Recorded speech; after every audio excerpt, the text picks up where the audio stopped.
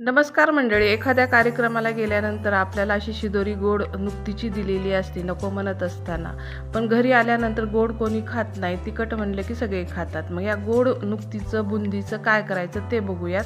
आता ही एक वाटी बुंदी मी पाण्यात 5 मिनटं भिजू घातलेली आहे. घट्टसर दही थोडंसं पातळ करून घेतलेलं आहे. त्याच्यामध्ये काळं मीठ, तिखट, जिरेपूड, कोथिंबीर टाकून छान असं एक बॅटर तयार केल्यासारखं दह्याचं केलेलं आहे. आता या दह्यामध्ये आपल्याला बुंदीचा रायता बनवायचा आहे. आता ही गोड बुंदी आहे त्यामुळे या दह्यात साखर टाकायची अजिबात गरज नाही.